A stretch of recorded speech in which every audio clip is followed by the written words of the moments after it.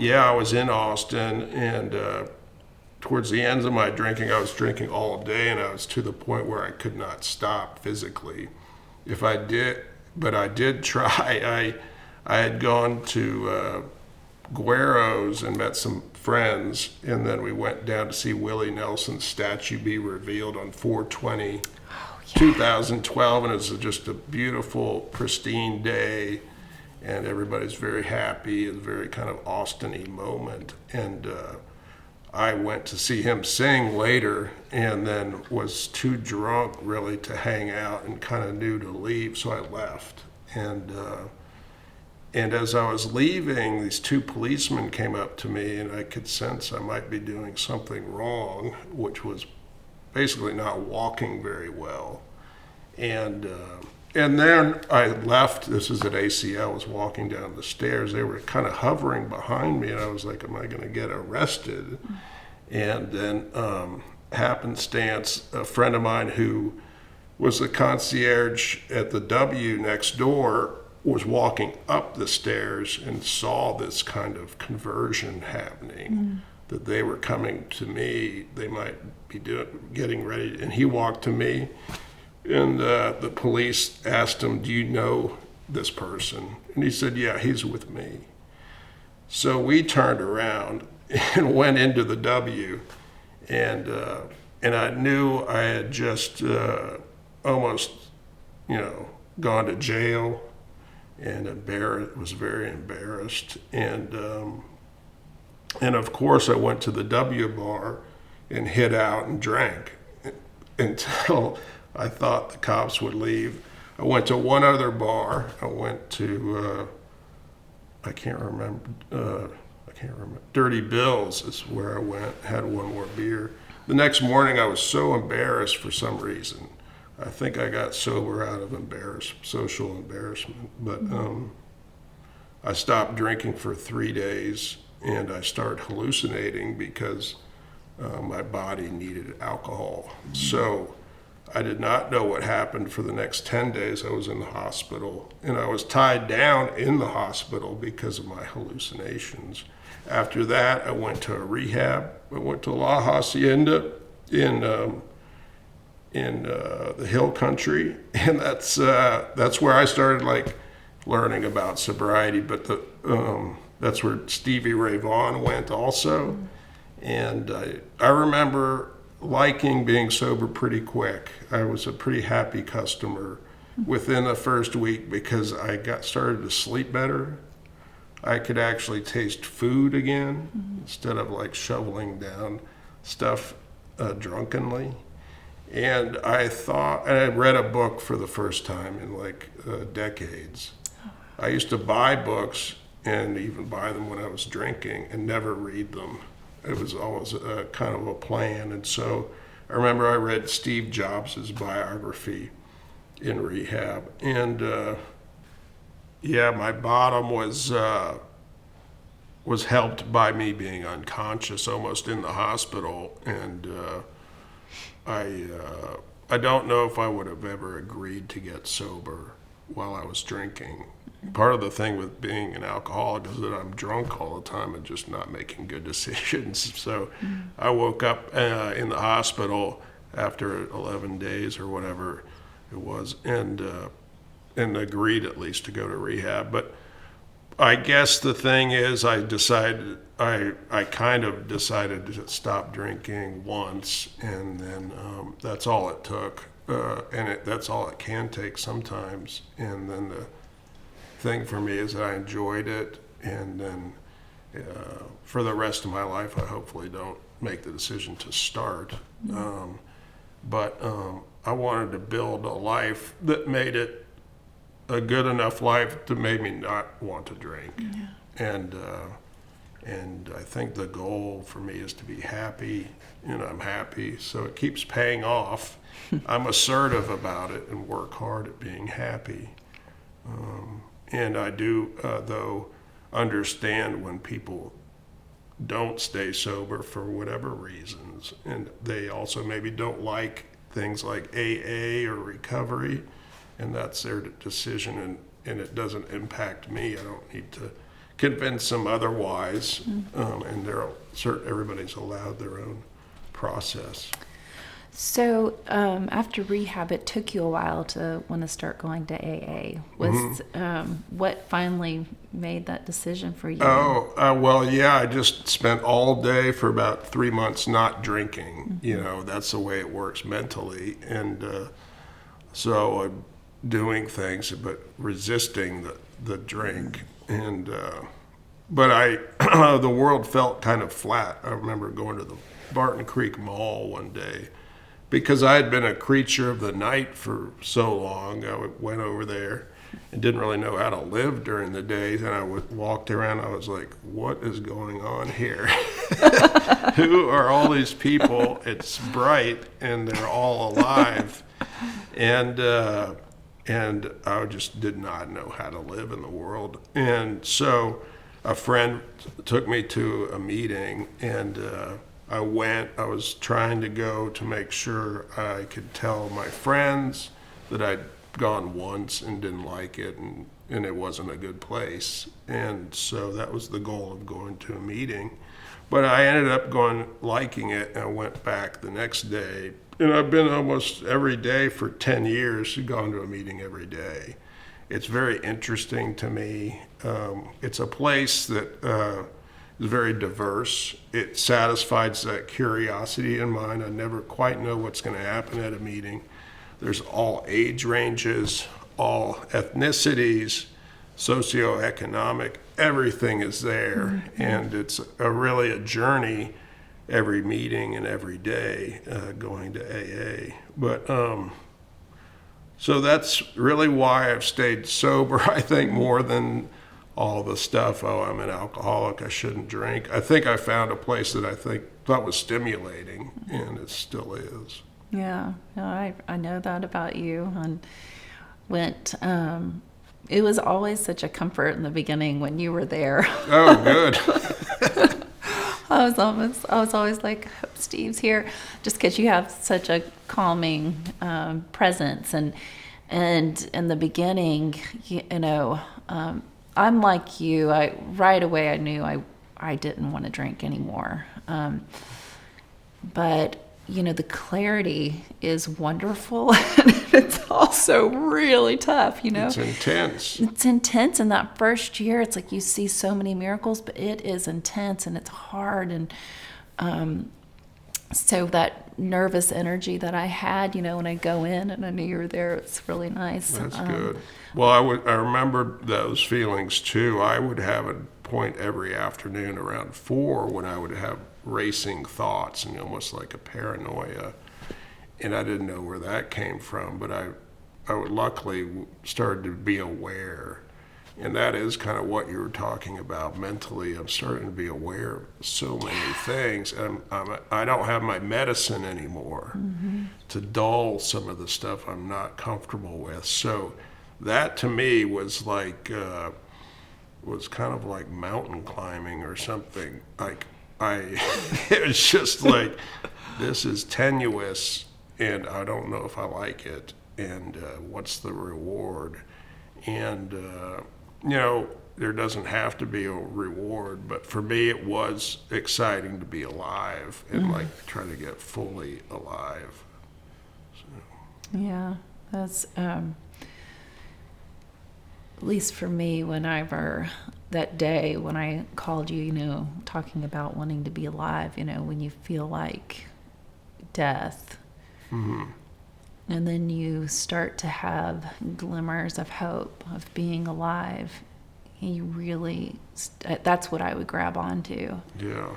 And then they get, those glimmers start to grow and grow and grow, and life becomes pretty amazing. I remember when I was drinking that I would notice people who didn't drink, and that made me a little uncomfortable. I ended up hanging out with people that would drink as much as I did, so that I, was in my tribe. But what's amazing to me though is that like mental health and things like not drinking, how much it's grown probably in 100 years or 50 years, and then even it's going faster and faster. Like I was eating dinner last night at Casa de Luz in Austin, and there are 3 people that are in their 20s talking, and they're talking about like things like boundaries and stuff. And I had never heard of that when I was in my 20s. I didn't even know what a boundary was. So I think like young people are much more healthy than we were, and they have obviously the more even stuff with our smartphone where we can have apps, we can have all these things that are helpful. The Eric Schmidt, who used to be the CEO of Google, was talking about when he was studying computers in college, and he said, do you know your phone right now is 100 million times better than the computer I studied in college with? And that is the rate of acceleration that we can either use for positive stuff or not. And, you know, it's not up for me to make somebody feel comfortable about me not drinking. I just want to keep my trajectory going up, and obviously can help some people. I think you've helped quite a few people. Oh, yeah. Every day it's, I know that people struggle in different ways when they stop drinking. And I recently heard of somebody, you know, she's been sober for 5 years, but she still has, she still craves alcohol. Yeah. Do you still crave alcohol? No, well, see, that's one thing where I've been sober a long time and I never relapsed, but I never also haven't had these challenges some people have, like craving. I had it once, a couple of years into sobriety. I run or something and was sweating, and I just craved a beer. And so I was able to just look at that, delay my gratification, and not drink. And then I established a habit of always having ice water around. Yeah. So I have different solutions now, and going from immediate gratification of drinking to delayed gratification and not drinking in almost every other part of my life, I realize the benefits of delayed gratification. But craving, I don't know. I think that would really be bring me a lack of hope as far as not drinking, and I sympathize for them. Oh, I do too. I prayed, like I was down on my knees when I decided to stop drinking, praying. I was like, please take away please take away the desire. Please take away the desire, because I'm a single mom, and when the kids would come home at 5 and they were so little then, I would go, hold on, let me rephrase this. I had a system down. It was like they would come home from school. I was completely stressed. I would have 1 glass of wine, put them down to bed, and then I would finish the bottle.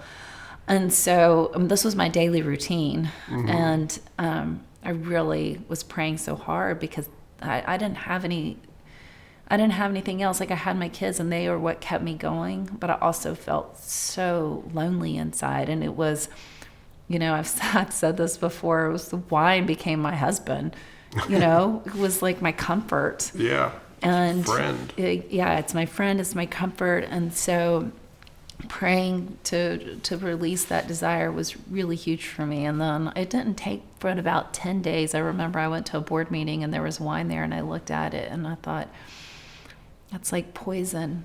I mean, it looked like an oil spill, and that's what was going on in my body. It was one of these massive oil spills that happens in the ocean. And so that was the day it really, I didn't have that desire anymore. That's amazing.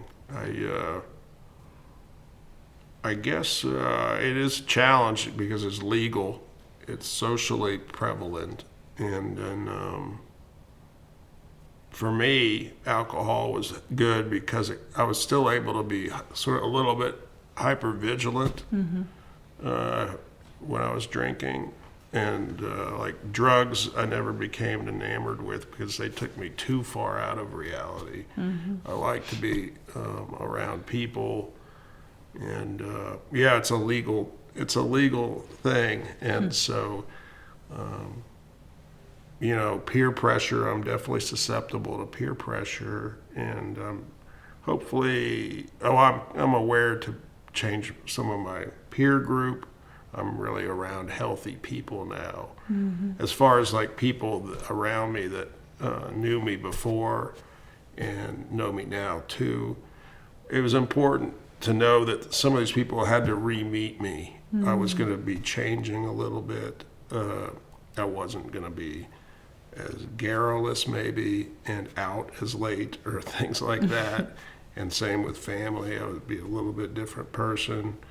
And was I going to be okay with that change in persona? I had an alcoholic persona, and now I have a sober one. And, you know, I can ask people how to do that.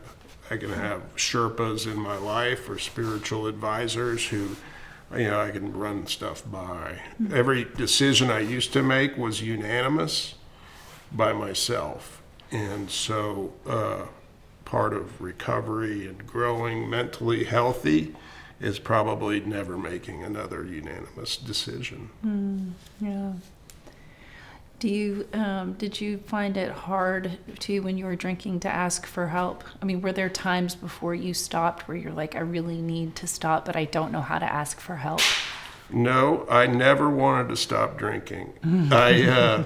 I never tried to stop before drinking kind of stopped me, and I fell into, you know, hallucinating.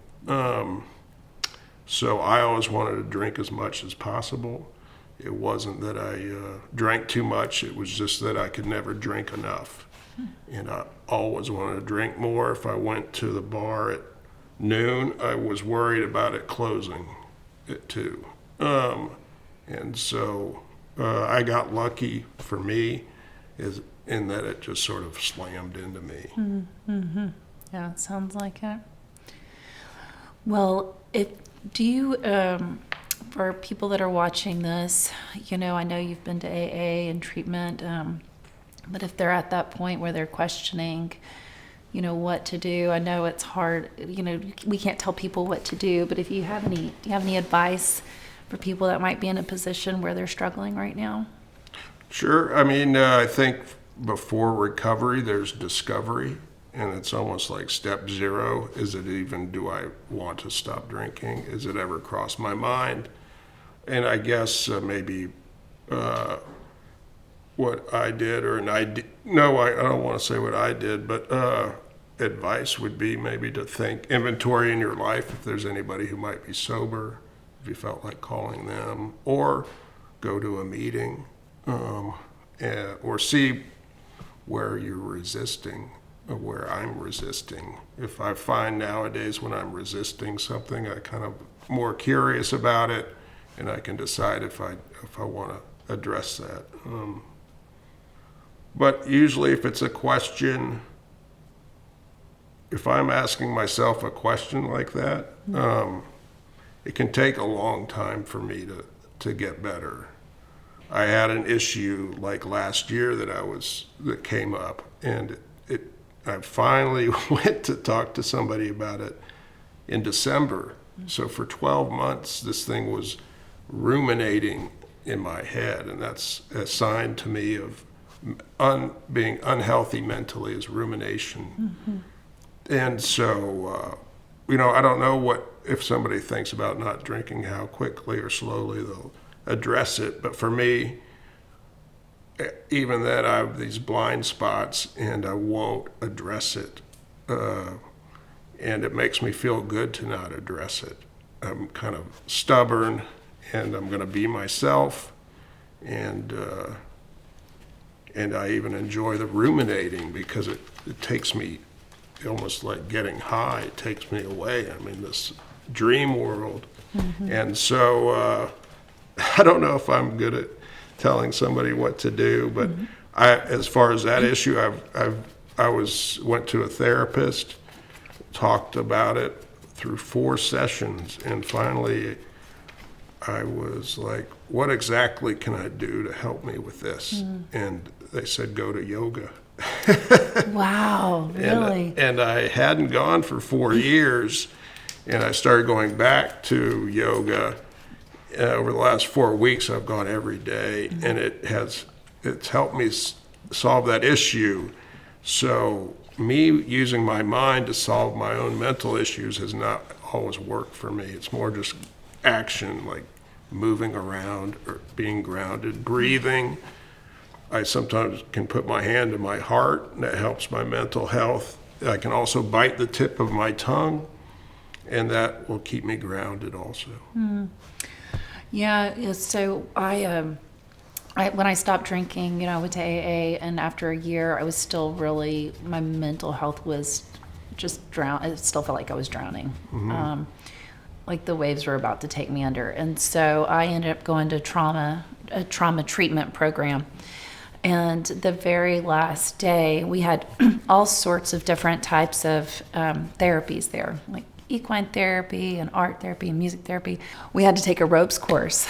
And so they're walking us out there. We're blindfolded. We have to hold on to each other. And then they put our hands on these ropes, and we have to ask a question in order to get off. So you're just like walking around this rope. Gosh. And you feel like you're just going in some sort of same pattern. And I mean, I couldn't figure out what the question was. And finally, I was like, I need help. And I didn't even ask that, but they came over to me and they said, because I had been going around for a long time at this point. And it kind of reminds me of what you're saying. It's just like, it's the hardest thing for me to ask or for me to do or for me to take that next step. And the only thing I had to say was, I need help. And Gosh, that's incredible. Isn't that incredible? It's so weird to be caught in that cycle, in that pattern, like you said, and I don't know how many of them I have, and I want to know more of them. Hopefully I can layer over good patterns now, but that's fascinating.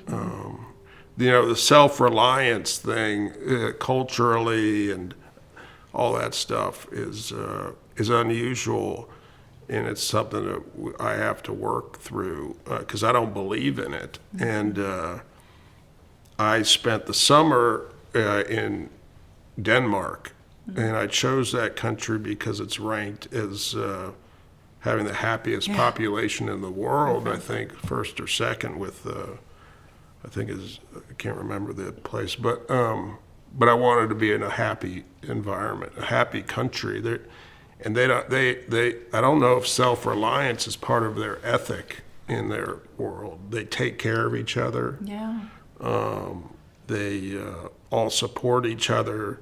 It's not, and the thing it lacks is excitement and messiness. And so being there is very calm. I noticed myself getting a little bored. Like, what, is there something fun going to happen? I was pretty sure there are no Danish comedians. And, but I started to settle in, and I remember waking up one morning.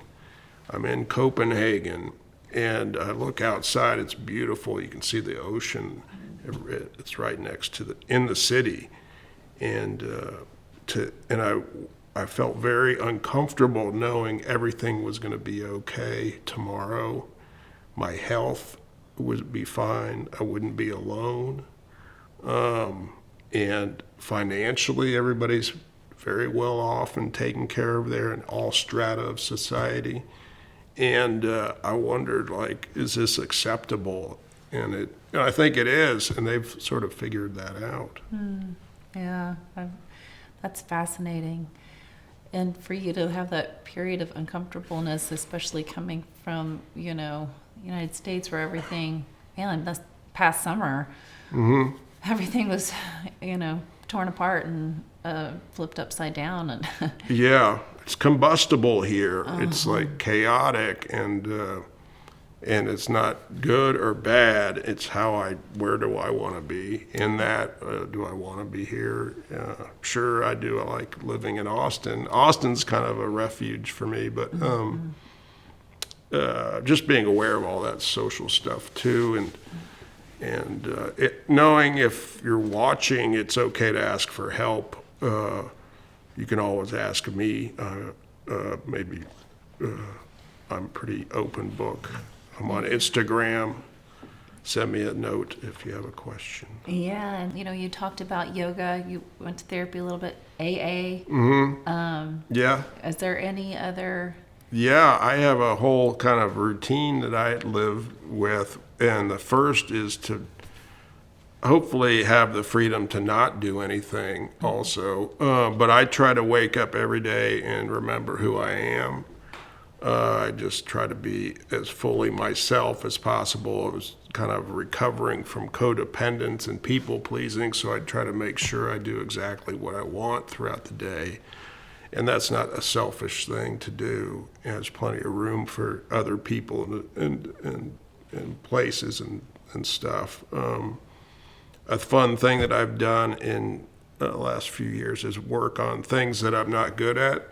And embracing things that maybe I was told as a kid that I was good at. And so many of us, I think, end up kind of narrowing down our path into our aptitudes. And so it's been interesting mentally for me to try to do things that I'm not good at, or that I perceive that way as being good or not good. And the first thing I did with that was swimming. I had never known how to swim. And didn't mind rough, jumping in the water or going in the ocean. And so a few years ago, I went to Deep Eddy Pool in Austin and just started walking laps. And I thought I was doing great. I was walking half a mile in the water every day, and this is my first step. And a lady next to me, she was in a sleek cap and a perfect stroke, was just buzzing back and forth past me, and I was stopped at the edge at the end of a lap, just hanging out after one of my walks, and she got out, stood up in her lane, and said to me, "What are you doing?" And I said, "I'm kind of working out." And she goes, "No, you're not." And I said, "Well, okay." And I could feel like getting angry at this person for disrupting my pleasure. And I said, "Well," she said, "Why aren't you swimming?" And I go, "I don't know how to do the head turning for breathing." And she said, "Well, get a swimmer snorkel." I was okay. And I said, "Okay." And she said, "What else?" And then I go, "Well, I'm afraid of panicking." She goes, "If you panic, stand up." And I was like, "Okay." And then I kind of wanted to get away from her. And so I started walking another lap, and I knew by then that my defiance at her advice was something I needed to listen to. And by then, I'd started to be open to listening to people a little bit. So I met her back again and interrupted her this time. And I said, she had finished a lap, and I tapped on her shoulder, and she popped up. And I said, "What are you doing?" And she said, "Well, I'm working out for chemotherapy. I'm going into chemo." But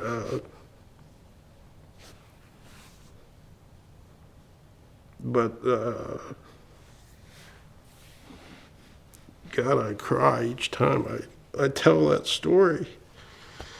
But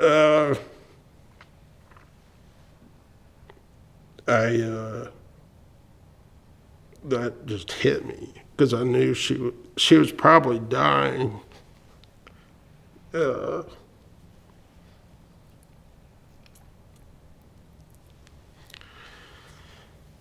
And so the next day, I didn't say much else to her. The next day, I bought a swimmer snorkel and a mask, and started to swim laps. I swam 1 lap a day for 27 days, which 27 laps at Deep Eddy is a mile. And so after a month, I had swum a mile.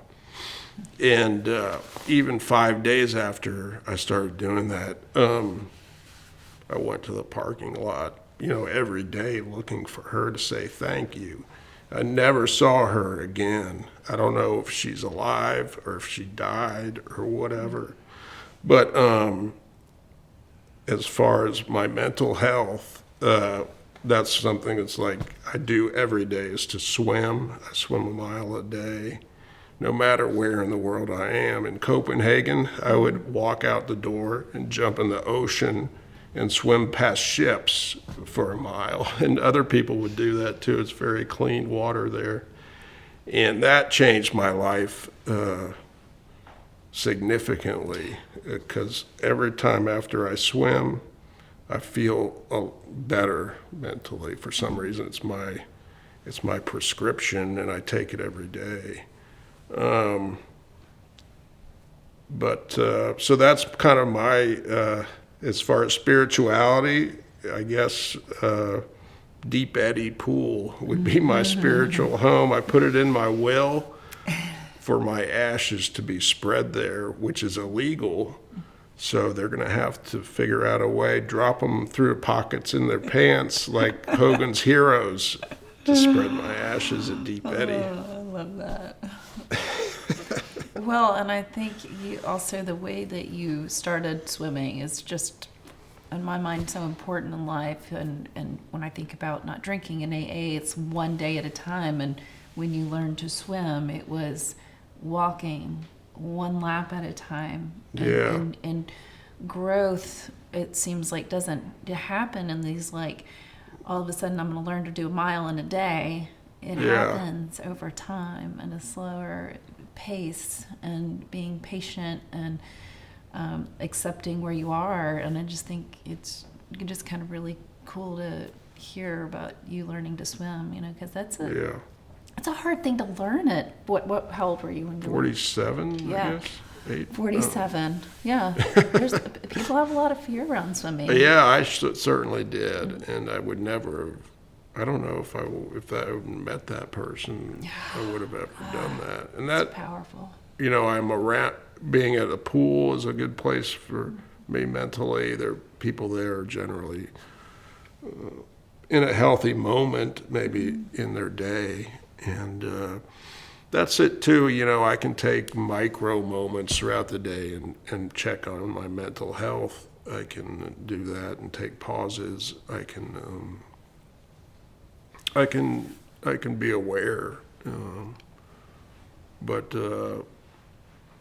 I'm on a bit of a life goal is to swim around the world. Yeah, that's great. That's amazing. And I always check where I'll be swimming tomorrow if I'm on the road. Yeah, that's really great. We exchanged texts at some point, I think, when you were in Hawaii.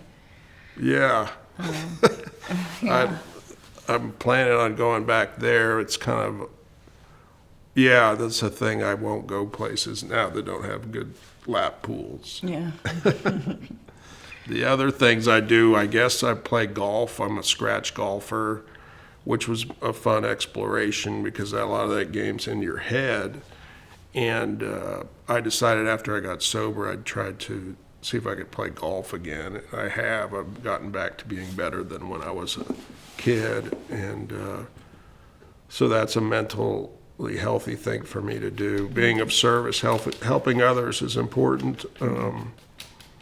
And just, I think being assertive and taking care of myself is really what is important to me, because I know that can radiate and it's not selfish. Mm-hmm.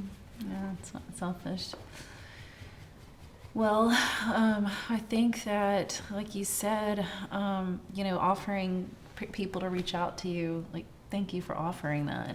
Yeah, and my Instagram's at River Steve Eckelman, RIVERSTEVECKEL. At River. MAN.